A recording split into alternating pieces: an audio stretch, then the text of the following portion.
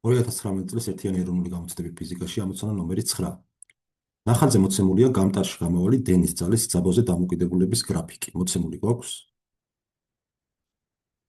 დენის ძაბოზე დამოკიდებულება, ერთადერთი ოლტამპერული მახასიათებელი. განსაზღვრეთ გამტარში 1 წუთში გამოყოფილი სითბოს რაოდენობა.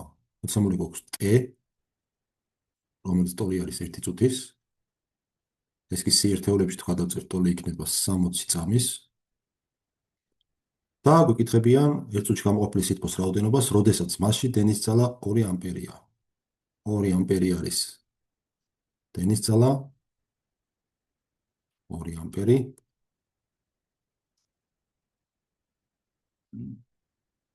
გვიკითხებიან გამოყოფილი სითბოს რაოდენობას. ხო, სითბოსთვის ახლა ჩვენ შეგვიძლია გამოვიყენოთ შემდეგი ფორმულა, Q ტოლი არის I კვადრატ RT-სი.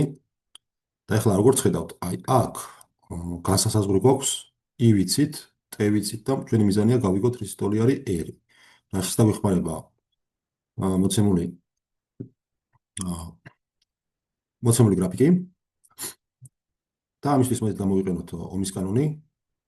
წედის უბნისთვის, კერძოდ I ტოლი არის U-თან. საიდანაც თუ განსაზღვროთ R-ს, R ტოლი იქნება ძაბვის შეფარდება T-თან. და მოდით ავიღოთ კონკრეტული წერტილი. აი მაგალითად ამ წერტილს თუ ავარჩევთ, ამ წერტილში ძაბვა ტოლი არის 8 და მის შესაბამისი დენის ძალა არის 2 ტოლი. ანუ გამოგდის, რომ ჩვენი წინაღობა ტოლი ყოფილა 4 ომის. ნუ შეგვეძლო სხვანაირადაც გამოგვეთვალა, კერძოდ თუ დავაკვირდებით, აი ეს კუთხე თუ არის ალფა, აი ამ კუთხის კოტანგეს თუ გამოვითვლით, კოტანგეს ალფას. ეს ტოლი იქნებოდა მიმდებარე კათეტი, ესე იგი U-ს შეფარდება